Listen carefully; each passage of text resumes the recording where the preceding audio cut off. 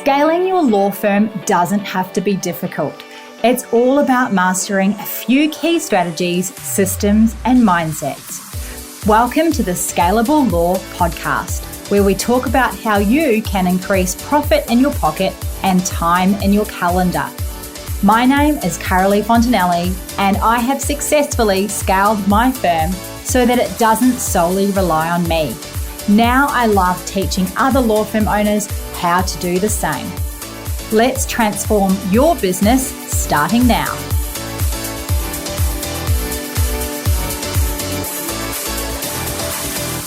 Welcome to another episode of the Scalable Law Podcast. I am your host, Carolee Fontanelli, and it is great to have you tuning in here to listen to the latest episode of Scalable Law.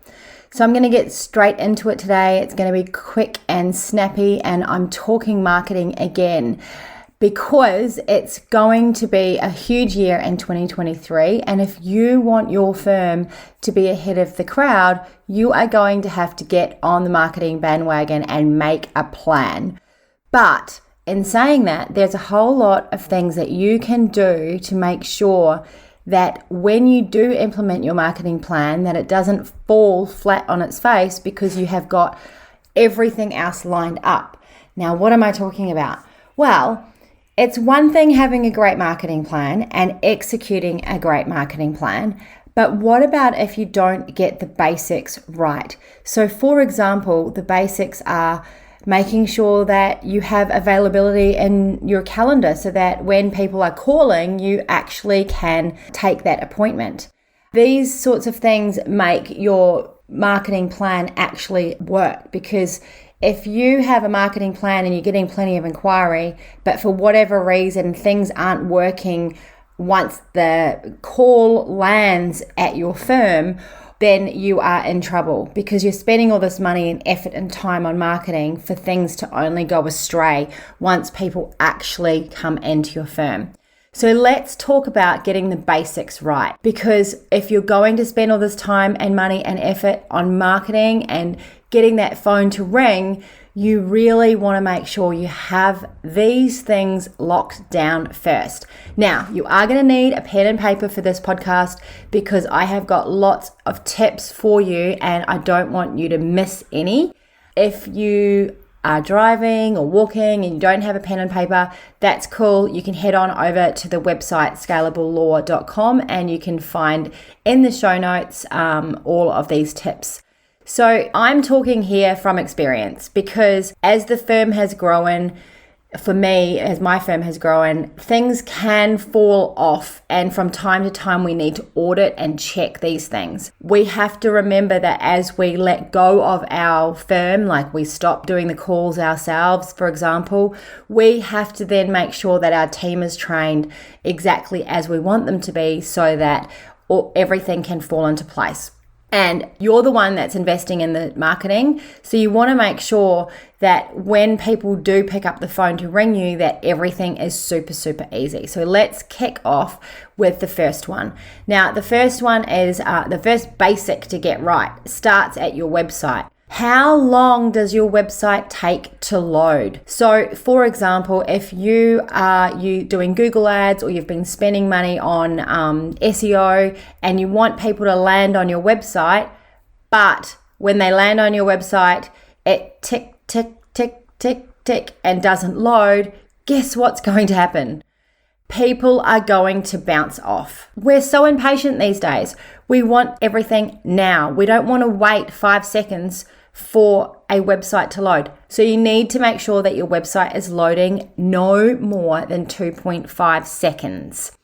Now, from time to time, your website will slow down because you'll have things in the back end that aren't optimized. So it's really important that you do check this on a regular basis, probably twice a year, and have someone look at your website to speed it up. Now, there's tools that you can go to online. Just Google check website speed, and then you can go load your website and check the website speed and make sure that it's working.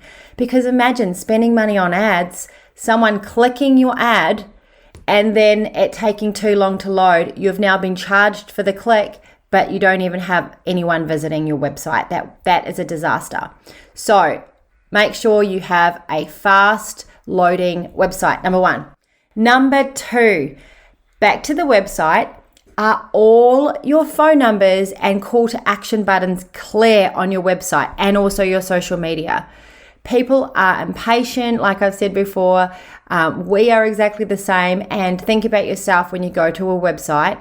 You don't want to be hunting around trying to find the contact page. The other day, I went onto a website for my daughter's orthodontics, and I went to the contact us page, and it wasn't linking properly. The button was broken.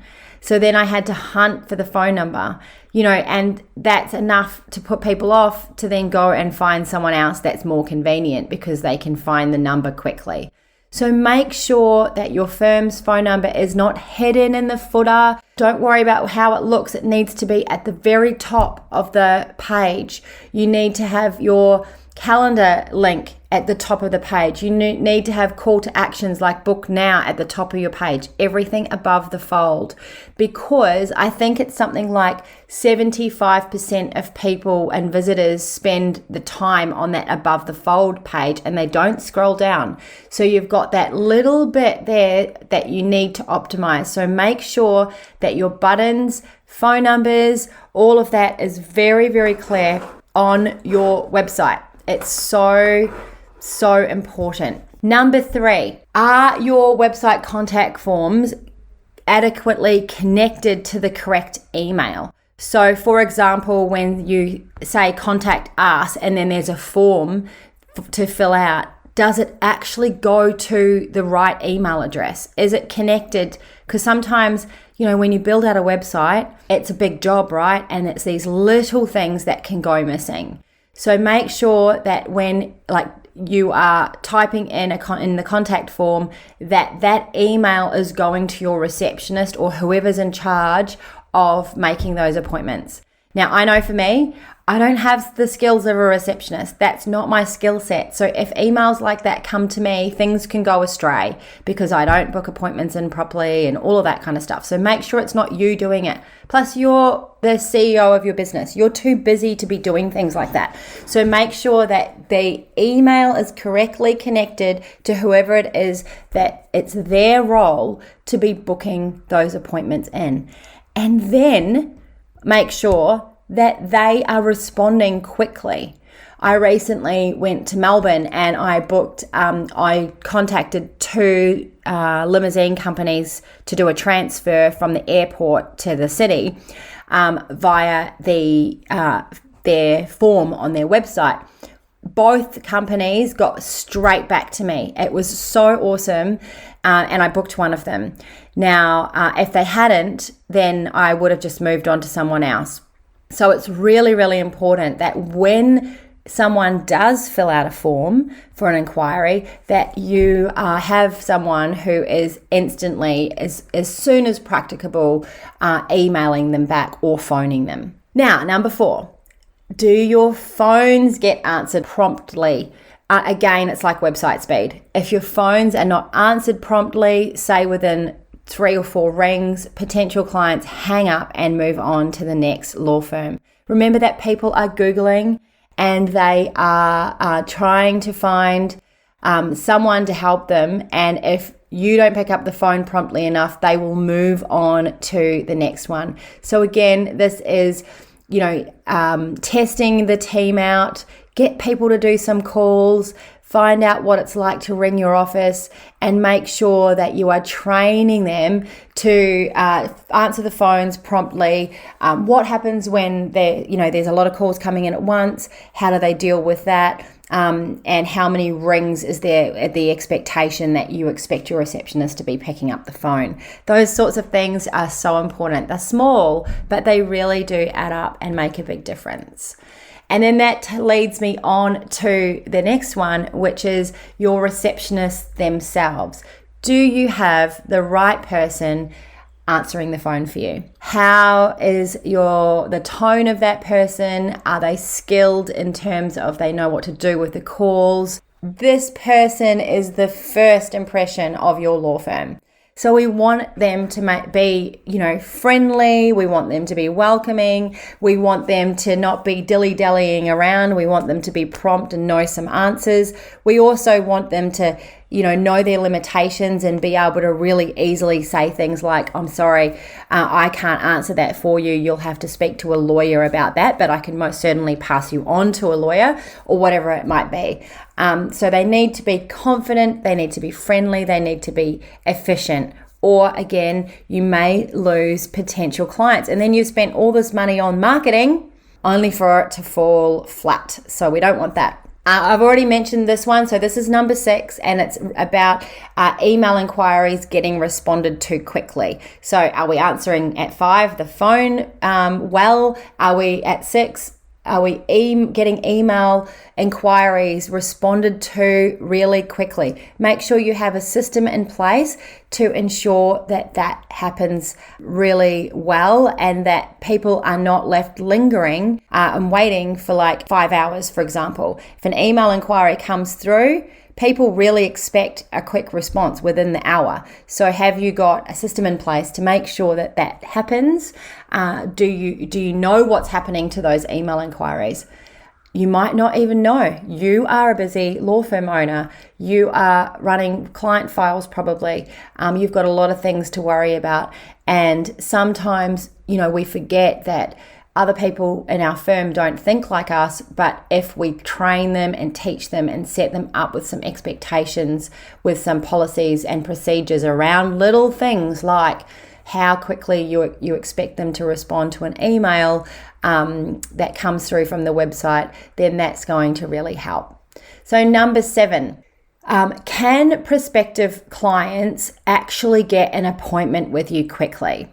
So what that means is, for example, if you have a calendar app on your website, do they have to wait for a whole week, or can they get in now? Or if they ring, is there availability in your calendar? Now, this was a real problem in my firm quite recently, actually, because I would hop on to the calendar app to see what my potential clients were seeing. And I was spending all this money driving people to the calendar app to book appointments. And then when we opened the calendar app, it looked like there was no availability. Now, this was happening in my firm because the calendar app was hooked up, connected to every lawyer's calendar. And so what they were then doing is they were blocking time out for client work and not leaving openings for new appointments, which just does not work, because then it looks like we have no availability when in fact we do. So I've done a little workaround and made sure that the calendar app is not connected to each lawyer's calendar because of that reason. And so what we now do instead is we have one calendar app that's open all the time, and there's 100% availability. And because we have 7 lawyers who can take initial appointments, the receptionist then fits them in wherever they can fit in. But in terms of when a client contacts us on a calendar app or through the website, we look like we have full availability, and that way it's more appealing to the client. Because imagine, for example, you are wanting someone to help you with your legal problem, and then you hop onto one website and they've got no availability until next week, but then you hop onto another firm's website and they've got availability today, tomorrow, and the day after. Which one are you going to pick? Right? It's really, really simple, because I know which one I'm going to pick. So make sure that you've got that availability in the calendar. Now, there's a couple of other things that can really, really help, and that is making sure that you set up client reminders, or reminders to prospective clients for their appointments, so that they actually show up to their appointments, because otherwise you end up with a whole lot of no-shows and you've spent all this money on marketing only to get appointments booked in and no-shows. So what can you do to actually ensure that the client is turning up to the appointment? That's really, really important. And then once your client actually comes to the appointment, so now we've had success, right? We've converted the client from an ad or from SEO or from a referral or whatever it might be to an appointment, an initial appointment, either paid or free? And then what happens next? Do they know how to retain you? Now, we expect clients will know how to retain us as law firm owners, but they might not know. They need it spelt out. So spell it out how they can actually retain you, what next steps are. So in my firm, next steps are to sign a costs agreement. Here's the costs, this is what it could look like, and to put some money in trust so that we can start your work. So once we have monies in trust and we have a signed cost agreement, I say to the clients, you have a lawyer that is committed to you, and you're going to know that we will get that work done for you. So I just make it really, really clear what those couple of steps are.